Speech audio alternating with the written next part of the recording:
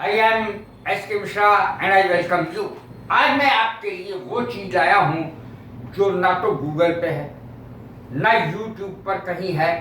पहली बार देखेंगे इन 4 प्रसिद्ध जगत प्रसिद्ध शब्द हैं ये, लेकिन इनकी अंग्रेजी कोई नहीं जानता।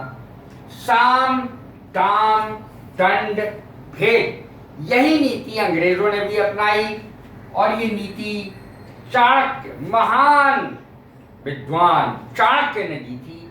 साम दाम दंड भेद की नीति, 4 शब्द हैं ये, और चारों शब्दों को यदि इडियम के रूप में पेश किया जाए, बताया जाए, तो the carrot and the stick, ये इसकी अंग्रेजी बनेगी।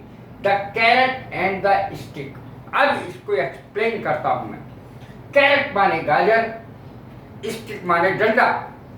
या तो कैरेट से मान जा, यानी खिलाने पिलाने से मान जा, या तो फिर डंडे से मानना पड़ेगा। The carrot and the stick policy, यानी साम दाम दंड भेद। अब देखें इसका यूज कैसे होगा और इसका वास्तव में अर्थ क्या होता है अंग्रेजी में। यदि इसको अलग अलग लिया जाए, ये तो एक इडियम के रूप में आ गया, आप यूज कर सकते हैं आराम से, लेकिन साम की अंग्रेजी क्या होगी, दाम की अंग्रेजी क्या होगी, दंड की अंग्रेजी क्या होगी और भेद की अंग्रेजी क्या होगी, जैसे देख लें। साम की अंग्रेजी होगी अकॉर्ड, समझौते से, एग्रीमेंट, यानी समझौते के द्वारा कोई व्यक्ति मान जाए। या तो मान लिया मैं किसी पार्टी का हूं और दूसरे किसी नेता को अपनी पार्टी में मिलाना चाहता हूं, तो साम यानी समझौते के द्वारा मैं उसे मनाऊंगा, बातचीत से, डायलॉग से, संवाद से। साम का अर्थ होता है संवाद, समझौते से। और अंग्रेजी होगी अकॉर्ड या एग्रीमेंट। अब देखें दाम की अंग्रेजी क्या होगी, ब्राइब। ब्राइब माने रिश्वत, या तो दाम देने से मान जा। प्राइस, ये भी इसी की अंग्रेजी है दाम की, या तो रिश्वत से मान जा, यानी पैसे से मान जा, या तो समझौते से मान जा, या दाम से मान जा, पैसे से मान जा। या दंड, पनिशमेंट, पनिशमेंट या दंड भुगत, कोई ना कोई दंड भुगत, पेनल्टी भुगत। फिर चौथी नीति है क्रिएटिंग डिवीजन और डिस्कॉर्ड, अर्थात या तो लड़ाई झगड़ा पैदा करके या लोगों के बीच में दरार पैदा करके, इस तरीके से हम दूसरे को अपनाने की कोशिश करते हैं, अपनी तरफ मिलाने की कोशिश करते हैं। चारों नीति मैंने हिंदी में भी और अंग्रेजी में भी सब में बता दी है, बिल्कुल अलग अलग भी बता दी। इडियम के रूप में इसको कैसे इस्तेमाल करेंगे, फ्रेज के रूप में, ये भी बता दिया। अब इसका यूज सुन लीजिए। यदि आप कहेंगे नीति, तो पॉलिसी अंग्रेजी आएगी।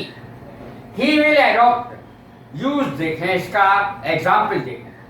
He will adopt the policy of the carrot and the stick. वो चारों नीति अपनाएगा, साम दाम दंड भेद, वो चारों चीजें अपनाएगा, चारों नीति अपनाएगा कुछ करने के लिए, या वो अपनाता है।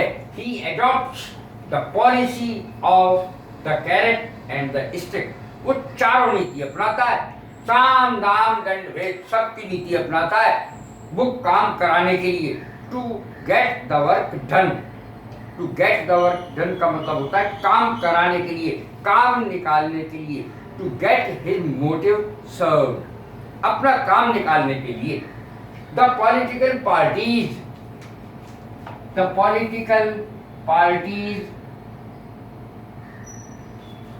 political parties adopt the carrot and the stick policy these days to persuade voters. Voters को लुभाने के लिए पॉलिटिकल पार्टी, राजनीतिक पार्टियां चारों चीजें अपनाती हैं, साम दाम दंड भेद, चारों नीतियां अपनाती हैं ताकि वोटर उनकी तरफ आ सके। द कैरेट, तीसरा देखें example, the carrot and the stick policy was given by the great scholar Chanakya साहब ने, जो महान विद्वान थे, उन्होंने इस पॉलिसी को दिया था। इस नीति को बताया किसने था? बिल्कुल शुरू में ही चाणक्य, महान विद्वान चाणक्य ने इस नीति को बताया था। इसमें अगर हमें कहना है साम दाम दंड भेद, अब कहेंगे कैसे? Through the policy of accord और ब्राइब और पनिशमेंट और डिवीजन। ये चारों पॉलिसी का इस तरीके से अंग्रेजी में लिखेंगे। थ्रू माने द्वारा, पॉलिसी इस नीति के द्वारा, चारों नीति के द्वारा। कौन सी नीति पहले? एकॉर्ड या एग्रीमेंट, ब्राइब और प्राइस, पनिशमेंट या पेनाल्टी, क्रिएटिंग डिवीजन और डिस्कॉर्ड। कैसी लगी मेरी वीडियो? लाइक करें, शेयर करें, सब्सक्राइब करें। God bless you. Thank you.